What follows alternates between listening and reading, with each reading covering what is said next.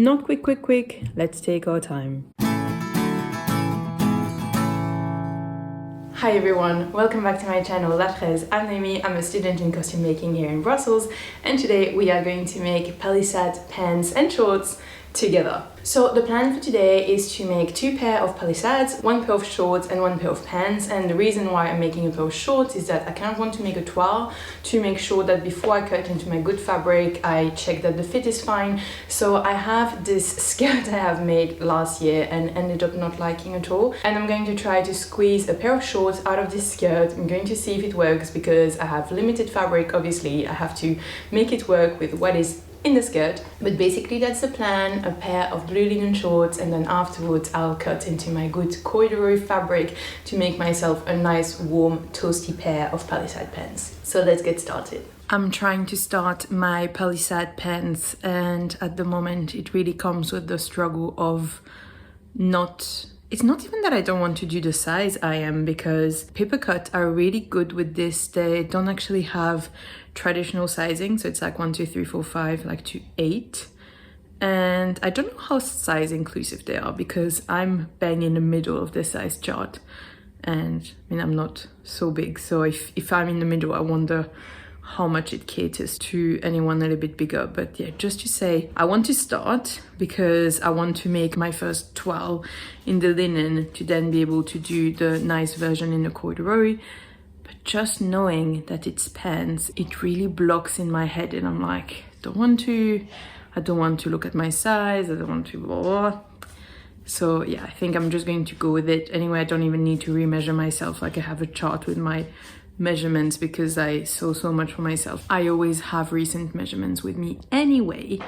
So we are going to get started, and I just want to already show you a small something. And saying this as someone who loves paper cut, but here I have to say I'm not really agreeing with something. So you have the piece here, and the arrow says that you should cut it in this direction, but the text is this direction. In this case, it doesn't matter. You could really cut it any which way. And, you know, because it's the same in both ways, like it's fine, it doesn't matter. But this one here, do you cut it like this? Or do you cut it like that? Like this one, I guess like this. I guess you can look at the numbers here.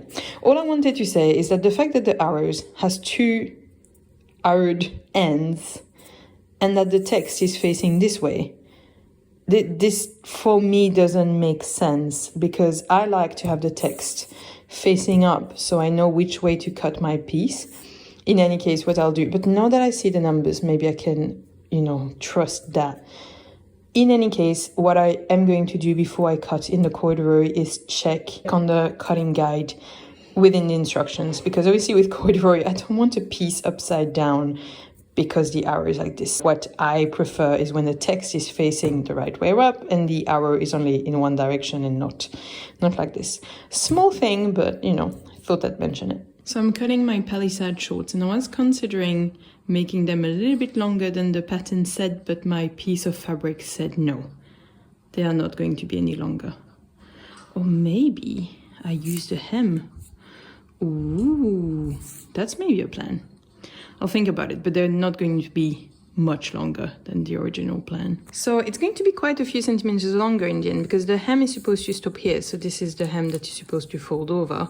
I'm not going to follow this. I'm going to literally cut it across and then use this as the hem. So that's the finished hem. So maybe I'm adding too much now, but I'm scared they're going to be too short. I'm going to add all of this. Let's be wild and be covered. It wasn't the hem actually, it was the waistband, but you know, can be recycled and now be a hem. What goes at the top ends up at the bottom, apparently. So I have run out of the blue fabric and I still have 2 pieces to cut, and I thought that I had cut the pieces that would be visible above the pockets, but actually it's not the piece that's visible that I have cut. So I need to find here in the scraps, I need to make it work. I think I'm going to have to piece one piece with I'm going to have to do a bit of patchwork to make it work so that it looks at least blue on the outside. And yeah, for the pocket bags, I have 4 pieces of fabric to cut, and I do not want to cut them in 4 different colors.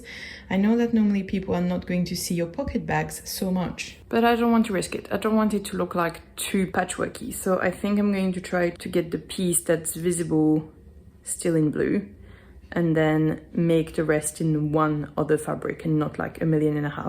And this is also making me realize Milo came, because obviously I'm not allowed to shut the door of the office. If you shut that door, it summons him, it's automatic. I have so many scraps and I've kept really, really small ones. And I am considering if I kind of overdid it in the smallness of some of the scraps I've kept. So if I have time, don't worry, Milo, people don't want to see the scraps, they just want to see you. If I have time, I think I'm going to maybe sort the scraps a little bit, because I really literally can't do, yeah, sure, step on my fabric. I really can't do anything with some of them, so maybe it's also time to have a little sort out of those. Like, I appreciate not wanting to waste, but like literally, I can't even cut a pocket. Like, can you see how small this is? And like how, like, maybe that's overkill. I know that like I have in mind, oh, but when I made my patchwork dress, I cut from so small pieces, but I'm not going to have one cat thing on a patchwork garment. See, as I say it, I'm like, I should make a patchwork garment and make it work and not waste. But, oh. Okay, I will unpick this hem, iron it flat, and then I will cut into this, because actually this is visible up to here. So if I have that piece in blue and then the rest in whatever, they'll be fine. Okay, I've started making my first pair of my first pair of Palisade, the shorts, and I'm not planning to vlog too much these ones, because I kind of want to understand the construction and then come back and make a comprehensive video with the pants, you know. So not vlogging too much, but I thought it was interesting because I kind of flicked through the instructions and I was like, oh, it looks super easy. I'll be finished in 2 minutes. Nothing to worry about. Let's go. And then I started and I got so confused because so many of the pattern pieces are, you know, roughly like that half moon shaped. And there's one here as well. And I was really like, what's what and what needs to go where? And it took kind of a while to understand what's happening. And basically what I have done, okay, it's not pressed, so you'll need to imagine a bit, but actually, I thought I wouldn't have any of that orange fabric peeking through and that I had it only in inside pieces, but actually it's peeking like this on both sides. But you know what? I don't think it's too bad. I think it's kind of cute, but it just tells you like I clearly had misunderstood the construction of the pants until I actually made them. And I was like, oh, I finally understand what's happening. And yeah, looking at the instructions, I felt like, yeah, it's all good, but trying to make it, I definitely had a moment where I was like, wait, I need to pause my YouTube video and I need to look carefully at what's happening to really understand what's going on. And now I'm trying to just be like, what about we don't race this? I kind of have the thing where I'm like, I'm going to start and I'm going to finish it today. Like end of today, I have a pair of shorts and I'm like, let's just take it one step at a time, so slowly, and not focus on finishing, because that's exactly how you make silly mistakes. And we're not in a rush. I don't need a pair of shorts right now, obviously, so let's go slow and let's make this well. I'm feeling so vindicated, is that the word?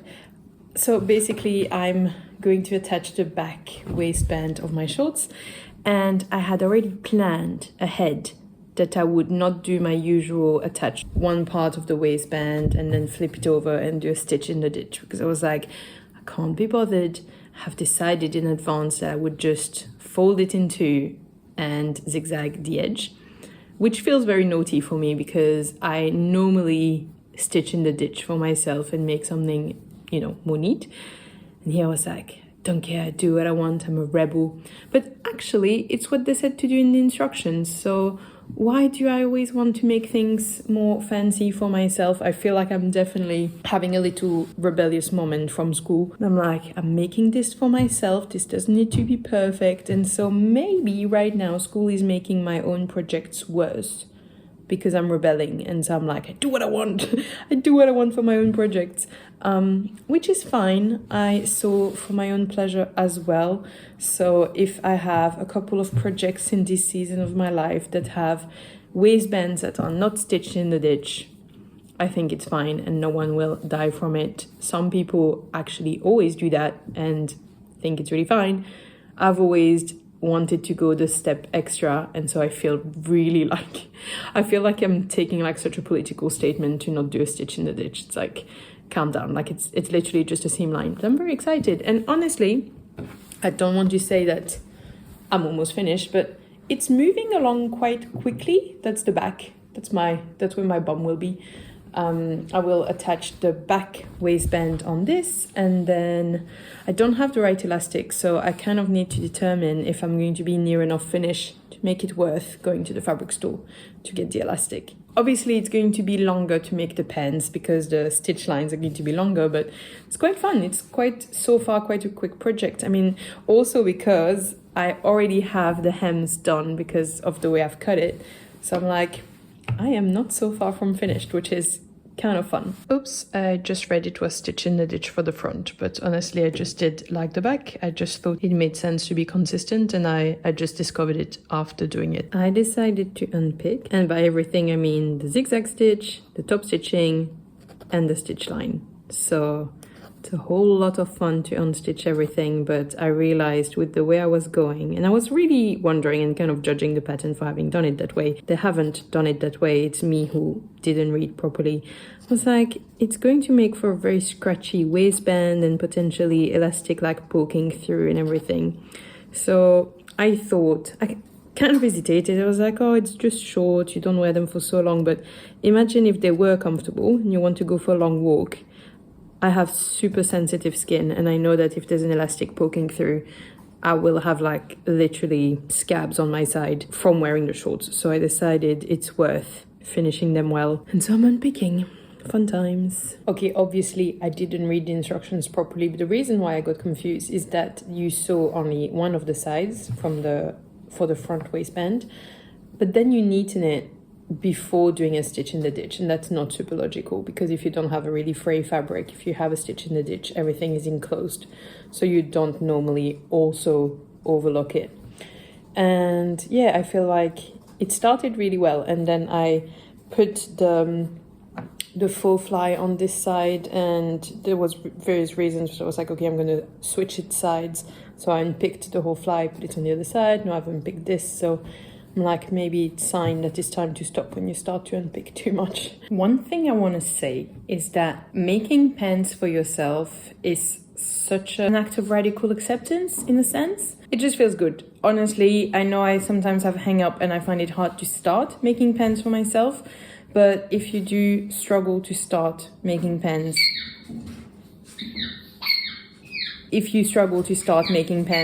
just make the pants, because really, if you struggle to start making pants because you think, oh, but I'm going to be thinner in 2 months, in 6 months, whatever, like, no, just make the pants now, accept your body now, and make the pants. Honestly, that's my big piece of advice for you today. Make the pants. Okay, I said I wouldn't vlog, but in the end I am vlogging. So note, I didn't interface the waistband because I have Gros grain, so it's a very thick ribbon like this, and I'm going to fold it like this into and have a double layer of Gros grain in the waistband to make it super sturdy. That worked well in my last pair, so I hope that's gonna work well here too. I did unpick it and did everything so that it follows the instruction. The only thing I find not great in the instruction is the fact that you kind of need to leave the seam allowance free when you sew over here, and it's not super well shown in the drawing. And I literally just rechecked the instruction, but it's also not explained. So they kind of just say like you do like this. But if you do not fold the waistband here a little bit when you go over it, it's not going to be like you want it. So I will just explore this time, and then when I film my next pair, I'll make sure I talk about this. Kind of like this is my test pair, and normally the next pair is going to be really well done. But yeah, I find that here with the waistband, it's where the instructions maybe something's a bit fishy. So in the end, I am not going to re-show you this in the next pair because I'm going to sew the waistband totally differently with the next pair. So just to clarify, the best way I think to sew it is exactly like I've shown you before. So kind of pinching the seam allowance so it's placed correctly. It is not written on the instructions or clear in the technical drawing that this is what you should do. It's just what I would recommend you do. This way the seam allowance is already placed in the right direction and it's going to make the next step of doing a stitch in the ditch a lot easier. And by the way, a stitch in the ditch is when you sew on one side of the garment, in this case the inside, and you try to have your seam line catch the seam allowance on the side you're sewing on while folding within the seam line on the other side. This way that extra seam line is basically invisible. I'm basically running out of matching thread. I have switched to white thread for the construction and I'm going to try to keep this for the top stitching, but I might literally run out and have to use whatever for the top stitching. We'll see. It's fine. I don't mind if it's white as well. I had to enclose this row seam here. I didn't. I can't believe I did one thing and I did it wrong. And to be honest, I sewed this seam twice because the first time I actually realized that there was no more bobbin in my bobbin. So no, I'm restarting this again. So sewed it twice because once I did it without thread and now I'm unpicking this top part because I did it wrong. Ugh. And by constructing it, I realized that the way of building the waistband simply does not work with a Gros grain. So now I have a little bit of bulk here in the seam. It looks fine. Honestly, you can't really feel it. It's here, there's bulk here, but I think it's fine. But yeah, next time I make it, I think I'm going to put the whole waistband in one go and then attach the Gros grain and the elastic and feed it through like you would normally do if it was a full waistband. I feel like it would benefit from being top stitched, but I don't have any matching thread to top stitch it. Maybe I do go ahead and top stitch it in white just so that it's better. Okay, let's already finish this waistband and then actually I'll have to do a taking the dog out break before finishing. Okay, so here's my first version done. I'm a bit sad because that little brown bit is at the back and I found that it would have been prettier if it had been here visible at the front, but you can't do anything about that. And yeah, here I really thought when I was cutting it that this would be a bit that's hidden kind of inside the pocket, but I didn't really understand what the pieces were when I cut everything and I was really running out of the blue fabric. I think it's fine. It looks, like a little peak of something. It's not the best, but it's fine. So you have the flat front, I have Gros grain inside, and honestly, this is amazing. I've never had a waistband that held so nice. And still Gros grain is really not too harsh. Honestly, I don't feel cut into or anything so. Gros grain, my new favorite. I also put 2 layers in here. But the big issue, and you might be able to see this, here we are, the catch a light here. We have a moustache coming from my crotch. Lovely. I love pointing to my crotch on the internet, but yeah, you can see there are wrinkles and they're moustache shaped. So if your crotch length was too short, you would have, I'm going to try to create it for you, you have pull lines in this direction, like this, towards the top, boom, going up. That's a crotch line that is too short, obviously. Now I'm going to put the shorts back in their place and we have a little frowny face here and a moustache, and this means that the crotch length is a little bit too long for where I'm putting the pants on myself. And so here we are, bam, the moustache is there. So I'm going to show you how I'm going to resolve this. When I pinch the excess fabric, I would say there's a generous 2 centimeters now, because I'm not going to retoile this. I don't want to remove too much because I don't want to, create an opposite issue. But so yeah, this is what I'm going to try to solve in the next version, is not to have those moustache at my crotch. Lovely. And I have been thinking a lot because the next version I'm doing is in corduroy, and here there are 1, 2, 3, 4, 5 layers of fabric around this bit. This bit has a double pocket, so 1 pocket, 2 pockets, and then the backing here. So 5 layers of fabric. And I tried to look with my corduroy how thick that would be, and it was very thick. I do not want on my hips, like just here, 5 layers of fabric. Like I do not need this much padding next to me to make me look even wider from the, it's like I don't need help on that front. So I was like, I'm not going to do a double pocket. Also, what's the use like this? What's the use of a double pocket? Like that's 4 pockets all in all here. I really don't need 4 pockets on my pants if it's going to make me look super wide on the hips. So what I'm going to do is cut this little bit separately to have the nice crisscross effect. But this is not going to be a full pocket. It's just going to be the small piece here. And then only this in the middle is going to be a real pocket. So this is what I'm going to do. Let's show you how I'm cutting this bit, how I'm solving this bit, boom, boom, boom, frowny face. And yeah, and let's make our corduroy pants. Motivated? Milo, are we motivated? Yeah, let's go. So to solve this, I need to basically take the front pattern piece and I'm going to shorten the crotch here. So what I'm going to do is cut along this line and then I'll show you, I'm going to basically bring that in.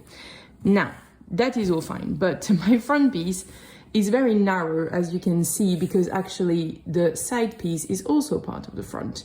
And so what I'm going to do, instead of taking the full centimeter here on something very narrow, which is going to make the piece go really askew, I'm going to take off 1/2 centimeter here and then 1/2 centimeter there, because otherwise I think this piece is really going to be too twisted and it's not going to work properly. Normally you would hold this, have this as the point that doesn't move, and then just slide it in and like this resorb, for example here, 1 centimeter. I'm however not going to do this. I'm going to also bring here 1/2 centimeter, so you can see the angle is worse if I put it here. This angle is worse than if this also comes 1/2 centimeter down. And then this here is going to be the fixed point, and this is going to go 1/2 centimeter down. It's very hard to show with one hand, I'm sorry. Instead of having the angle here and to have a really sharp pivot here, it's like I create one long line and the angle is here, and then all of the top shifts down a little bit so that the angle here is much softer because it's much further away from the point, because the point is there. If this was the pivot point, this would be a very sharp angle. I hope it makes kind of a bit of sense. Oh, here we are. This is the pivot point. Here we have resorbed 1/2 centimeter, 1/2 centimeter, 1 centimeter. And if you want, you can actually true the line here and, you know, redraw it properly. I'm going to leave it like that and wing it when I cut my piece, you know, live wild, but yeah, I'm fine doing that. And if you were any sort of smart human being right now, you would retoile this. I have made one toile and I'm just going to cut my proper fabric, which is Atelier Brunette, and it's not so cheap. I did get it on sale though, but yeah, now we're just crossing our fingers that it really works, because otherwise it's gonna suck. Getting ready for cutting. 1, make sure you cut all of your direction with the nap going up or down, but do not cut willy-nilly in all the directions, otherwise you're going to look super weird. So make sure that the direction of the pieces is right. 2, I'm using those pattern weights. They are super cute. A friend from school gave them to me. I used to pin very little, but I would use my phone, my scissors, God knows what. Like I would use a bit of everything to hold my patterns down. Now I have very handy, sturdy pattern weights. I love those.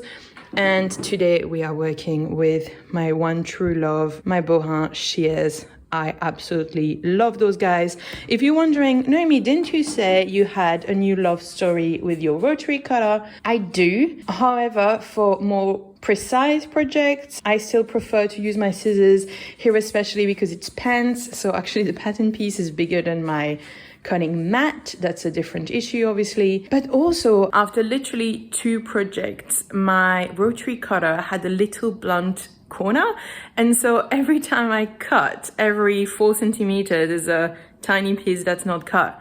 And it's like, okay, I already need to change my blades, but I've cut only 2 projects with it. And so I don't want to change my blade, but so I don't use it because it's annoying and yada, yada, yada. Basically, I think when I have a knit project coming back, I'll probably whip them back out, let's face it. But for this, I feel like because I don't have a big enough mat, it's still faster with the scissors, and I do feel like you get more precise with the scissors as well. So I still love those guys very much, so I wouldn't want to fully abandon them. So definitely rotary cutter, have their place, this guy as well. But yeah, just want to say those, I would never have bought this for myself, but what a good present, because I use them all the time since I have them. I really couldn't skip ironing this fabric. I know it doesn't look iron on camera. Okay, you're just gonna have to believe me that the camera makes it worse. Not loving the fact that I had to iron it because corduroy has this fine fuzz, and the more you iron it, the more you risk crushing it.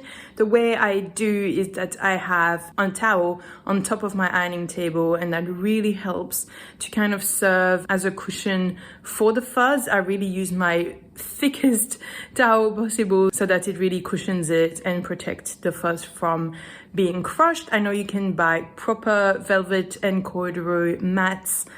Honestly, I've been always fine with a towel. I also don't go too hot. It's just annoying because the towel moves under you. You need to constantly reposition it properly. It's fine. Now I have another complaint about the fabric. It is damaged, like literally the first wash has damaged it. So there's all those little bits that coming off. But like if you look, it's ripped from the fuzz. Like there's all those like little holes. Like look at this, that. And yeah, it really didn't hold up well at all in its very first wash. Like I'm just talking pre-washing the fabric, and look at this. Look at this.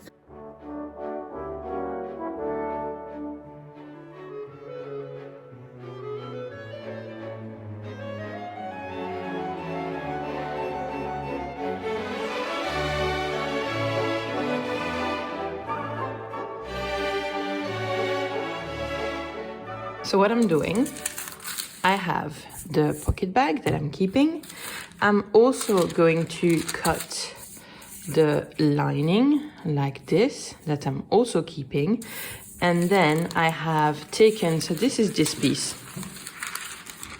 This is this piece that looks like this. I folded it to just see how much is supposed to stick out.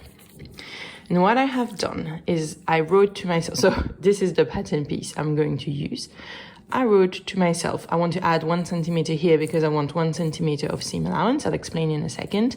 And 2 centimeters here. And you can see I followed this line here and added 2 centimeters. And so the way I'm going to do this, I'm going to cut 2 of those triangles for each side.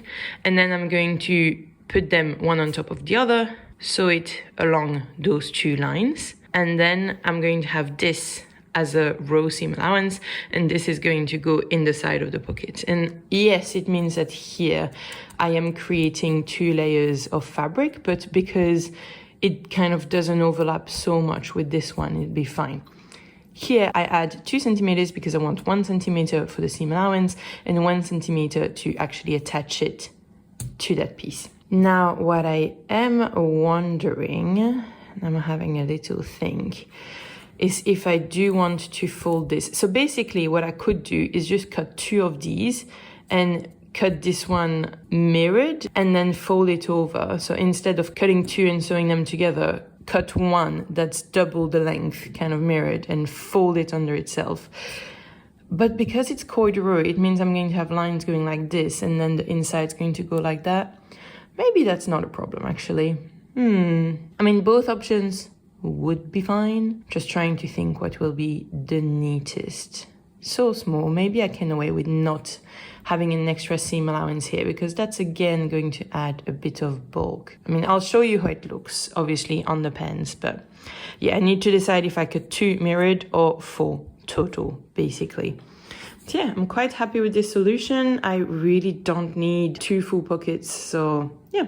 Good with that. So for the little piece, I've decided to go with 1 mirror, and you fold it something like this, and that should, I'm going to sew this, and that should really nicely create that little patch that we want for the crisscross pocket without adding too much bulk. I can't stop looking at those holes. Okay, so I'm starting and I have already sewn here my Milo. I have already sewn here my little triangle. So here I have just folded it, sewed this seam here. So you have the little triangle. I have clipped the corners here to make sure it would fit. That's what it looks like on the inside. And what I'm gonna do is sew this so that it's, you know, creating the crisscross. And I'm actually going to add it straight into the seam allowance when I sew this piece on. Maybe a bad idea, but we shall see. So now I'm going to sew here and see if it works. Two things. One, it looks very good. I'm happy with how it looks. Two, I've been a bit silly because actually I sewed the seam like this so that it would be enclosed, because originally I was picturing sewing it like here and that this would be visible, and so I thought it's going to be much neater like this. It made sense. But then I had the idea of putting it in the seam, which is even nicer, so I'm happy I had this idea. But now it means I have a very thick seam allowance here, because even a simple seam allowance in corduroy, it's always thick. So I have a thick seam allowance here that is then sandwiched in here. So it's super thick here. If I were to do this again, I would just do the triangle, and basically you could baste it together, but basically you just sandwich it here and it would be fine, and it would avoid having as thick a seam allowance as I have here, if that makes sense. Instead of sewing this piece right side against right side, I would leave basically both edges like this one, so that it's as thin as possible going into the seam. But you live and learn. I don't think it's going to stop those pants being nice, but yeah, happy to have at least solved some of the bulk of the double pocket tissue, but a bit silly that I created more bulk than needed there. My God, Milo's lost his ball under the couch. He always makes his ball roll under the couch and then gets super upset. So I'm going to have to go and save the ball. But this is the situation here. It's fine, but if you make this little hack, don't make it as thick as I have. Where is it?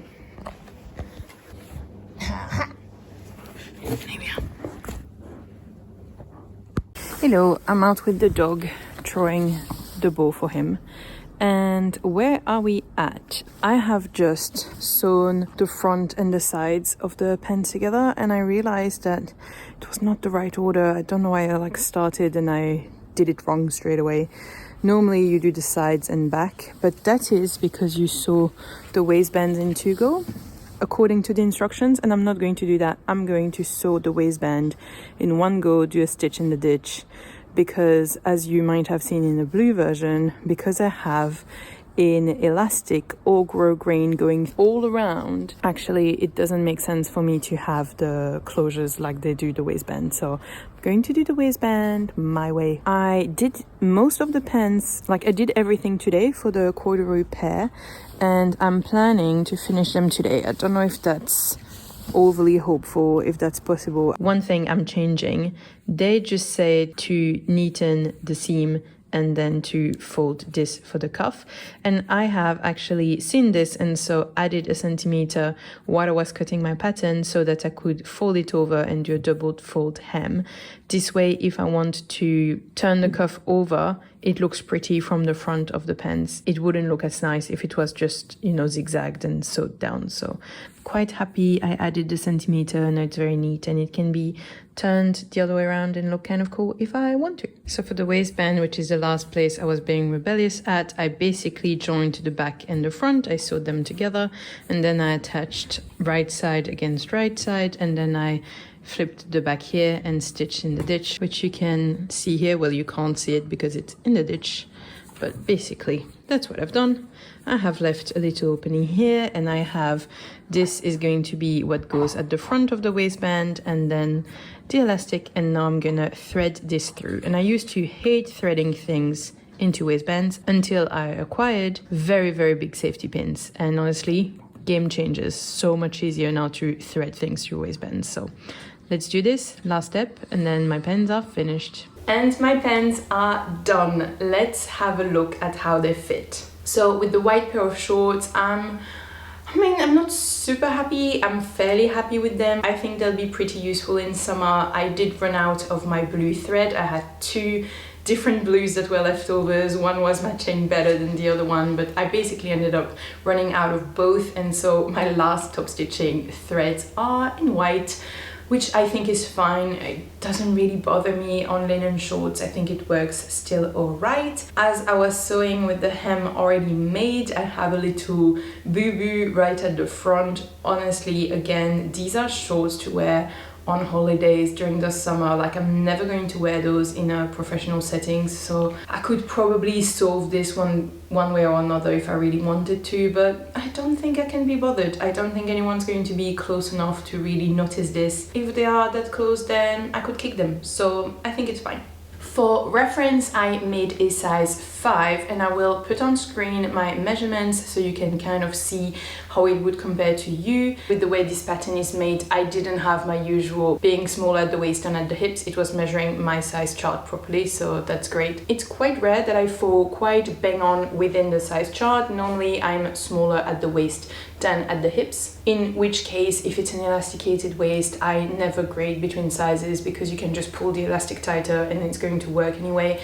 But here I was bang on the size, so no grading or modifications to do here. However, as you saw with the pair of shorts, I did have a bit too long of a crotch length on my toile, so I ended up shortening that in the final pants, and you can see the process obviously in the video. For the price, the shorts cost me 16 euros. I had about 12 euros of fabric, and that is counting that it was bought in Australian dollars. This is a linen fabric from Spotlight in Australia that I then brought to Belgium. I made a skirt out of it, but as I used most of the skirt for it, I did just calculate the price of the skirt fully into making the shorts, which was 12 euros, and then I added the price of the elastic as well. So that brings us to a total of 16 euros for the shorts, and for the Palisade pants, I paid 40 euros, so that is 33 euros of fabric and then the elastic, and for that one I also had to buy thread. I didn't count thread for the shorts because I used leftover threads, but I did count thread for the pants because I bought dedicated thread for them. So the 33 euros of fabric, the elastic and the thread brings us to a total of 40 euros, but I would like to say that I got this fabric in the sales.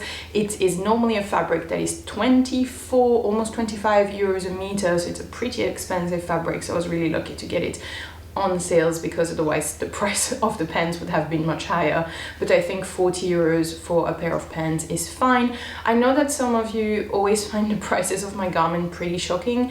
I do tend to buy expensive fabric, which brings the price up, and I also find that often when people do the calculation, they don't count the thread, and for me thread is 4 euros for every spool, so 4 euros of thread, that does bring the price of your garment up quite a bit. And the elastic was almost 4 euros as well, so you know, to keep that in mind, I have already basically 8 euros of notion in this. So yeah, I know that I buy more expensive fabrics than what you sometimes see on the internet. I do value a good quality fabric for my garment. I really want them to last a long time. So yeah, I know that sometimes some of you are like, your garments are really expensive.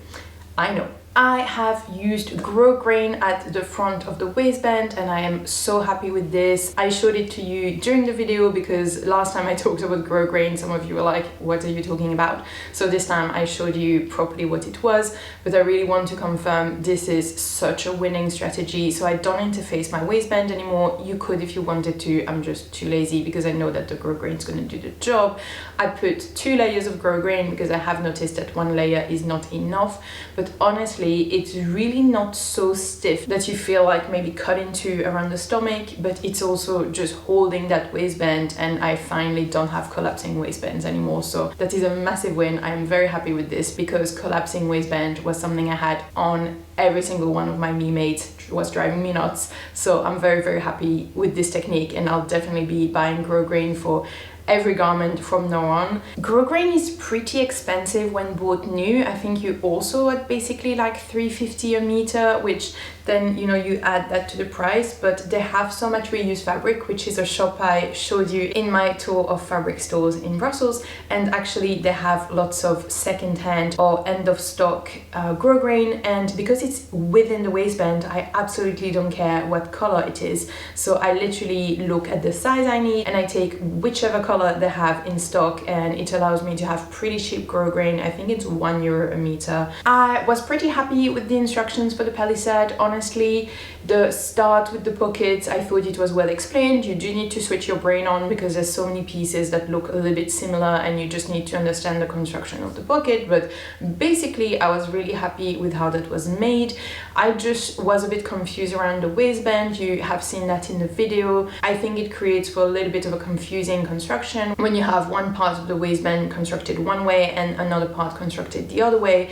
And I also thought that that question of the seam allowance that I have shown you a little bit more closely, that was not really well shown in the instructions. So I would say except for the waistband, I was pretty happy with the instructions. But for the hem, I am always team double fold, and I don't understand why they just said to neaten your seam and to fold over your hem. That's, for me, never the way to go, but that's just personal preference about finishing the garments, obviously. And finally, little PSA, if you are making corduroy pants or any corduroy garment or accessory, you will need to clean your machine afterwards. You will probably already notice that your floor is absolutely disgusting, that you will see it. You won't be able to ignore it, but what you are going to notice is even the outside of your machine is covered in like this very thin fuzz, and if you open it, this is where all hells break loose, and you will see that there is no avoiding cleaning your machine. So really big PSA, when you are working with velvet or corduroy, please clean your machine afterwards, because it is not going to function properly if you make too many of those garments without cleaning it in between. It is difficult for me to give a proper review about the pants because I didn't really get a chance to wear them at all. Basically, it was really warm yesterday in my apartment. I know it's winter, but we have basically a passive building, and so as soon as there's the smallest amount of sun, it's extremely hot in our living room, and so I could not wear those pants. It was literally too hot. So we're going to have to wait for my roundup of the season for me to tell you how they perform and how I like them. So far for me, so good. I'm very happy with the shortened crotch, and I'm very happy with the single pocket. I think that was a brilliant idea. Very happy I did that. I'm very happy I managed to keep the crisscross because I think that's a design feature of the pants and it looks really good, but I absolutely didn't need the extra volume on my hips and also just 4 pockets. I don't need so many pockets. And finally, I'm also very happy with the way I've modified the cuff very slightly so that I can roll my pants up if I feel like it. I feel like rolling your pants up gives you a little bit more of an edgy look. I mean, I'm not a very edgy person, but it gives me like that small step into edgy, and I quite like it. So altogether, I am in theory very happy with them, but I will confirm after wearing them a little bit. What I can already say is that it's probably going to work a lot better in my wardrobe because my blue pants are exactly the same color as both of my coats, and so I do look like a crayon when I'm wearing both my blue corduroy pants and my coat because I'm all matchy. So at least this very burgundy leaning chocolate color is going to look better. I think with my coat I'm going to look less like a crayon, so that's already a win. That's already something I'm happy to take. But yeah, very excited to wear them out, see how they perform, and I will obviously let you know how I like them. Okay, I'm going to let you go. I really want to thank Christelle for tipping me a coffee. Thank you so much, Christelle. This is immensely appreciated. If you guys liked this video, give this video a like. If you want to come back for more, don't hesitate to subscribe, and don't forget that you can make anything. Bye!